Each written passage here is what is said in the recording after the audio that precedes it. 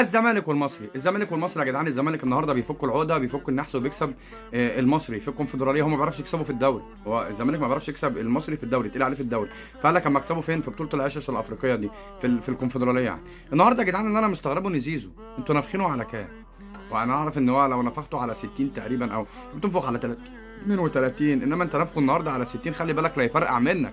هو كده استعمال ماتش واحد، الماتش الجاي ممكن يفرقع في وشك. فاتمنى ان انتوا لما تيجوا تنفخوا زيزو بعد كده تنفخوه على ايه؟ على عدد معين يعني. ولكن يا جدعان فنيا الونش النهارده فارق مع نادي الزمالك، اقسم بالله من اكتر اللعيبه اللي بحبها، وكنت اتمنى في يوم من الايام ان هو يبقى موجود في النادي الاهلي قبل ما كان يبقى اتصاب وكده. ولكن الونش النهارده فارق جدا مع نادي الزمالك. عايز اقول لك ان هو لو واقف بنص رجل احسن 100 مره من اي مدافع هيلعب عليه في السكواد بتاع نادي الزمالك. نادي الزمالك النهارده عارف من اين تؤكل الكتف. علي ماهر النهارده ما كانش كويس، ما كانش متميز، وكان سايب نص الملعب للزمالك، ما كانش عامل التكتيك والاداء اللي كان عامله في الماتشات اللي قبل كده. التركيز عند اللعيبه ما كانش بنفس التركيز بتاع الماتشات اللي قبل كده.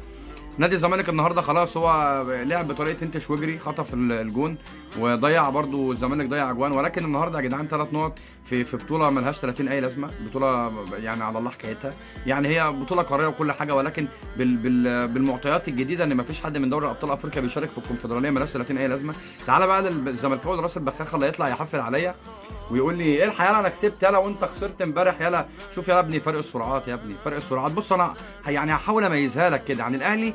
اعملوا كده عربيه فراري مثلا راح تنافس في التوكيلات بتاع العربيات العالميه على مستوى العالم، بتنافس مع العربيات ده. شوف بقى العربيات الجديده بقى اللي نزلت، انا مش عارف اسامي العربيات بصراحه، انا اخر اركب سكوتر يعني.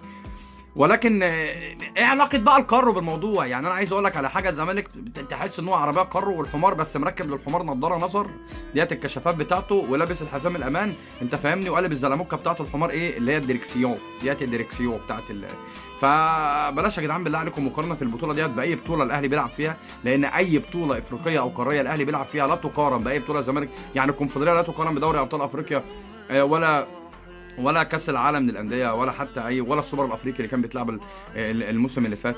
فبالله يا جدعان رفقا بالارقام، لان الزمالك الفتره اللي جايه هيبقى مستواه بصراحه عالمي، نفس النفخه بتاعت زيزو.